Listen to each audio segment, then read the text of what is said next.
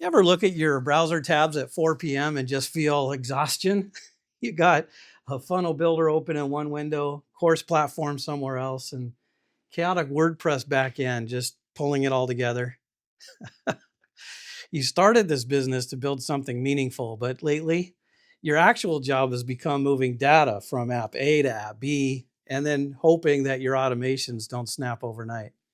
You're drowning in tools. Most business owners don't intentionally create a confusing structure. It happens one tool at a time. And eventually you wake up and you realize that you've built a maze instead of a pathway. Well, here's a simple test. Imagine you hired a new employee tomorrow. Can you explain your customer journey on a single sheet of paper? If not, your business probably has a structure problem, not a software problem.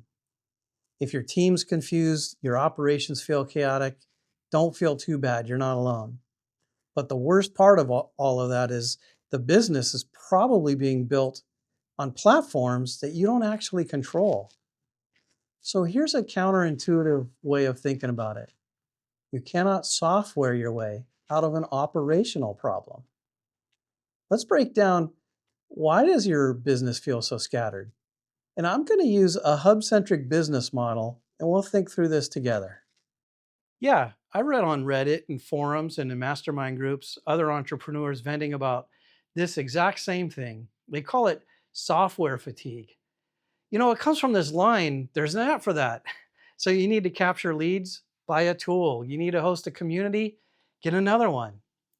You need an email platform, you have to have another tool, another app. And then after a while, business is like just running 15 different subscriptions. And that's a structure that's just confusing. It creates bottlenecks. And it's also killing growth. So how is this problem killing growth? Well, there's a few ways. One is just that cognitive tax. Every time you or your employee logs into another app, you got to spend some brain energy to reorient yourself. There's also the rented platform trap. When your audience and your content, your funnels are on different platforms, then your audience is logging in to different platforms and then finding you to reconnect. And when you're doing things that way, you don't really own your digital real estate. You're kind of renting it. And of course, there is that maintenance trap where you end up spending more time fixing things and making sure that your integrations are working instead of doing things that's going to grow the revenue for your business. And the truth is that your tools are scattered because your architecture is scattered. And that's why structure is the second pillar of a sustainable business. Vision, the first pillar, that tells us where we're going. But structure determines how everything fits together. So without structure, growth, it creates chaos. And with structure, growth creates momentum. So what's the alternative? It's shifting from a fragmented model to a hub-centric business model. Instead of treating every tool as a separate island, a hub-centric model, it gives your business a central home that everything connects to. So now your structure takes care of design, blueprint. It answers the question of what connects to what. You see structure as the pathway for your customer to follow. Suddenly it becomes incredibly easy to identify which external tools are truly essential. And more importantly, it becomes effortless to say no and completely pass on the others.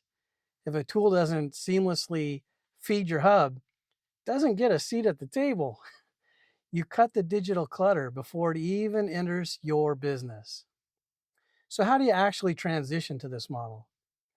It comes down to a simple 3-step audit. Well, what does this 3-step audit look like? Well, step 1 is to unify your core assets. Instead of sending people from a blog on WordPress to like a funnel on a different app and a community on another app, try to bring them home. Put your customer experience first. Make a path for them from onboarding to purchase to becoming a member. and then put yourself through that path and see what that feels like. Try to smooth it out. Step 2 would be to run the pass fail test. Now look at every other software subscription you pay for. Ask yourself, now that my core hub handles my funnels, web pages, and community, what would really break if I canceled this extra subscription next month? Well, if the answer is nothing major, then pass on it, eliminate it, get rid of the clutter. And then step 3 is own your infrastructure. Stop relying on fragile rented platforms that own your audience and your data. That way you can be building an actual business with equity that compounds over time. So when you move to a hub-centric model, you're probably going to notice improvements almost immediately, especially in onboarding new team members. Because now they only need to learn what works with your primary systems and then the supportive software for that. Your software expenses probably are going to plummet because you got these overlapping features.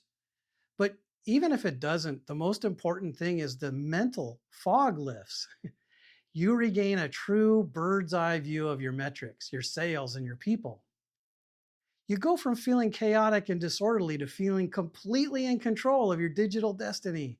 And it takes a bird's eye view of your business to achieve all this.